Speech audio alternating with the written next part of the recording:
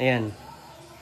So magkakameron tayo ng one of a kind na block. So kumpara dito, mas malaki siya.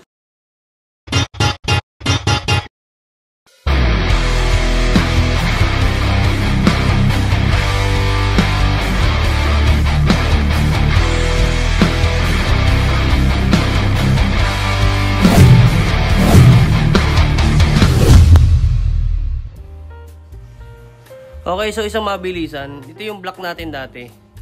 Yan. Napapansin nyo. Tapos, meron tayo ditong for experiment siya. Yan. Block din yan. Ngayon, ito yung gagamitin natin piston dyan. Medyo malaki.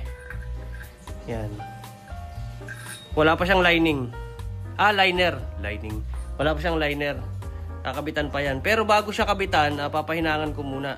Ngayon, ang ginawa ko dyan, kung napapansin nyo ito, itong gilid na ito, plain lang yan, na flat.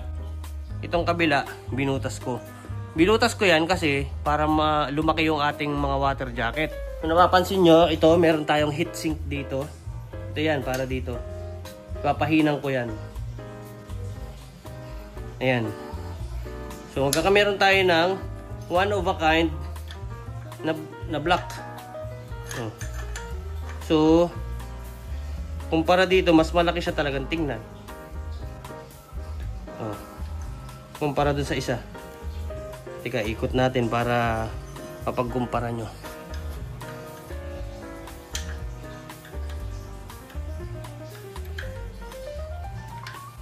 Yan. So, ganyan ang magiging hugis niyan. Diba? Itong mga fins na yan, yung heatsink na yan, nakakatulong yan pampalamig ng ating chamber. Mas madaling lumamig yung ating block. Tapos at the same time, kung mapapansin nyo, yan, example ito. Halimbawa, itong gitna. Yan. Kung mapapansin nyo, yung ilalim, nakalubog. Ibig sabihin, mas maraming laman yan. Papahinan ko na lang yan eh. Kailangan walang lumusot na tubig dyan. Kasi wala tayong nabibilhang nito. Wala tayong mabibilhang block. Kaya magagawa na lang tayo. Yan. Ito pang isa. Testing. Ayan o. Nakalubog ang ilalim. Yan. Nakalubog siya. Ibig sabihin, mas marami ang volume ng tubig sa ating cylinder. Yan. Kailangan kasing mas marami ang tubig dyan eh. Kasi tingnan mo naman kung gaano ito kalaki. Ito, kung sa tingin nyo, ito na yung pinakamalaking piston, hindi po. May mas malaki pa. Nanliit laang. Parang 62 ito. Ito yung 74. Cute size. 102 mm.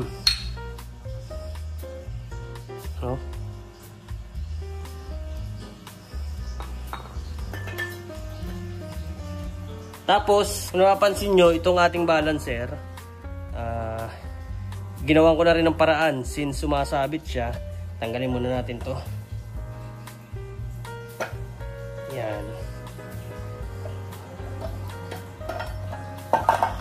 Okay, so pinadagdagan kasi natin ito para mas mabigat. Kasi di hamak naman na mas mabigat naman talaga ito dito kapag ito ay naikabit na. Kaya, pag nagbalance tayo, instead na magbaon tayo ng tingga, babawas na lang tayo ng babawas. Mas madali yon. Mas maganda pa siya, buo na, di ba? Ayan o, pinalakihan ko, pinabuild-upan ko. Pero, nung pinabuild-upan ko yan, nagkameron tayo ng problema. Kunin natin tong balancer. Yan. Itong balancer, pag lumalaro, halinhinan yan eh. Dito yan. Nasabit siya doon sa part na yun sa ilalim. Yun. Kung napapansin nyo, yung space niya nasabit. Kaya hinukayan ko yan. Hinukayan part na yan. May hukayan oh. Hindi siya straight. Dati ano yan eh, hanggang dito.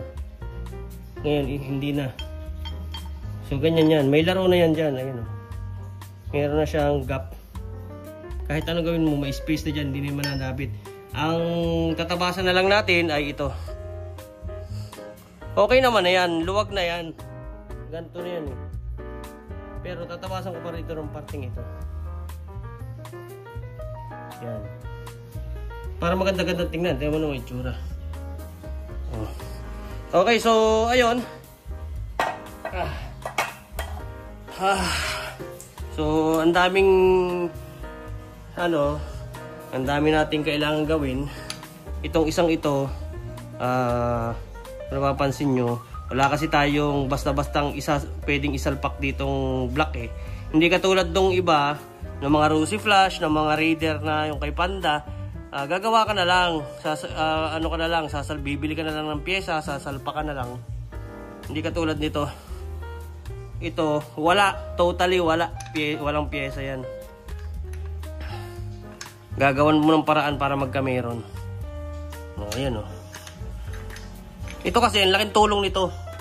Kapag palamig ito ng block, ang daming tubig niyan. Diba? Iba na yung may ganito. Kaysa sa maglagay ka ng flat, edi ito na. Diba?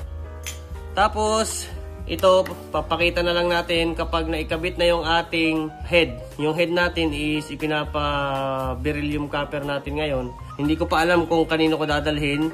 Kasi meron akong pinagdalhan. Hindi naman pala beryllium copper yung nasa kanya. Kaya hinugot ko. So, kung sino may alam dyan na may beryllium copper o kaya kahit nickel bronze lang yung tanso na inilalagay sa valve seat. So, comment down below na lang. So, malaking tulong yan sa akin pag ako'y nagbuo.